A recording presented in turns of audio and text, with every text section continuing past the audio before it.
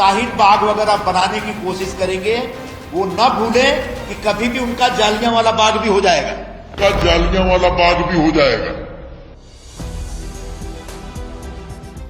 वक्फ bill का विरोध करने वाले मुसलमानों पर गोली चलाने की धमकी दी गई है। यह धमकी कोई और नहीं, मोदी के बहुत ही खास, बहुत ही करीबी नेता ने दी है। वीडियो देखेंगे तो आपके रोंगटे खड़े हो जाएंगे, जिसमें नेताजी ने यह कहा है कि बिल का समर्थन नहीं करोगे तो जालियांवाला बाग वाला हत्याकांड हो जाएगा। जिसके बाद सुप्रीम कोर्ट के सिटिंग जज अभय एस ओका, जिन्हें ईमानदार जज के तौर पर देखा जाता है, उनका बड़ा बयान सामने आया है। पूरा मामला बताएंगे आगे आपको वीडियो में विस्तार से, तो आखिर तक वीडियो में बने रहिएगा। नमस्कार, मैं हूं आपके साथ अदिति और आप 4 PM न्यूज नेटवर्क देख रहे हैं।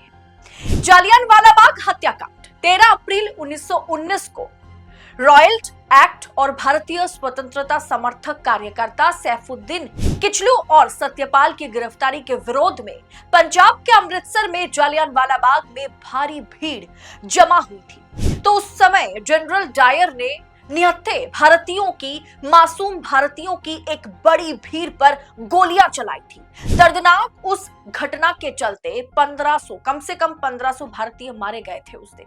दर्दनाक उस घटना का जिक्र आज एनडीए के नेता, शिंदे गुट के नेता संजय निरुपम ने किया है।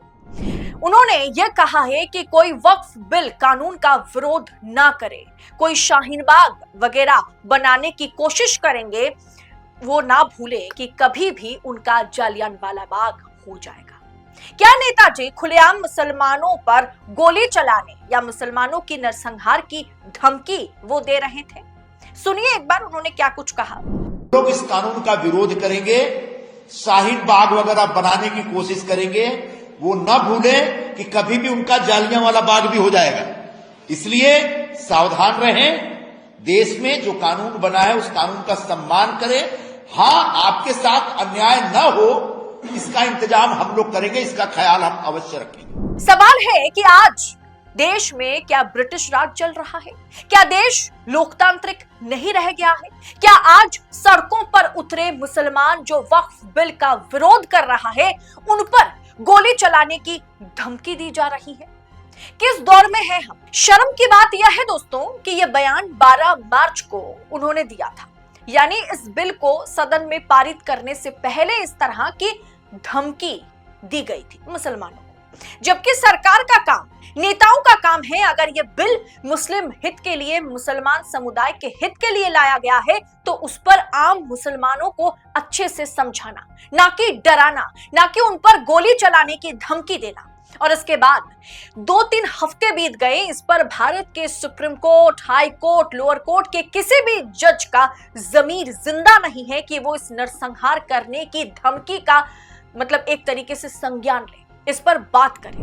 भारत एक लोकतांत्रिक देश है और लोकतंत्र में धरना, विरोध प्रदर्शन करना प्रत्येक नागरिक का हक है। आप ब्रिटिश राज नहीं चल रहा कि आप उन पर गोलियां बरसाएंगे। अब जाकर के सुप्रीम कोर्ट के सिटिंग जज जस्टिस अभय एस ओका, भारत में सबसे ज्यादा नफरत भरे भाषण धार्मिक अल्पसंख्यकों के खिलाफ क्यों दी जाती है, इस पर उन्होंने अपनी बातें जो है सामने रखी है। घृणास्पद यानी हेट स्पीच सामाजिक सद्भाव को बिगाड़ते हैं, ये अक्सर धार्मिक अल्पसंख्यकों को निशाना बनाते हैं और ये काम नेता लोग करते हैं, ये उन्होंने अपने भाषण में कहा है। भारत में ऐसे कई उदाहरण हैं जहां भारत के धार्मिक अल्पसंख्यकों के खिलाफ नफरत भरे भाषण दिए जाते हैं और जहां बहुसंख्यकों को अल्पसंख्यकों पर हमला करने के लिए, उकसाने के लिए भाषण दिए जाते हैं। भारत में ज्यादातर नफरत भरे भाषण धार्मिक अल्पसंख्यकों और शोषित वर्गों के खिलाफ होते हैं। अब दंडात्मक भाग को छोड़ दे, जहां भाषण अपराध बन जाता है, ये भाषण सामाजिक सद्भाव को बिगाड़ते हैं। नफरत भरे भाषणों के पीछे राजनीतिक कारण भी हो सकते हैं और राजनीतिक नेता फायदा उठाने के लिए ऐसा करते हैं। ये बात खुद सिटिंग जज सुप्रीम कोर्ट के अभय एस ओका ने कही है। लेकिन ये तो बस कहने की बात है, इस पर वाकई कोई ठोस कदम उठाने की जरूरत है सुप्रीम कोर्ट को। आप एक बार लिस्ट को देख लीजिए, लिस्ट पर नजर डालिए ना।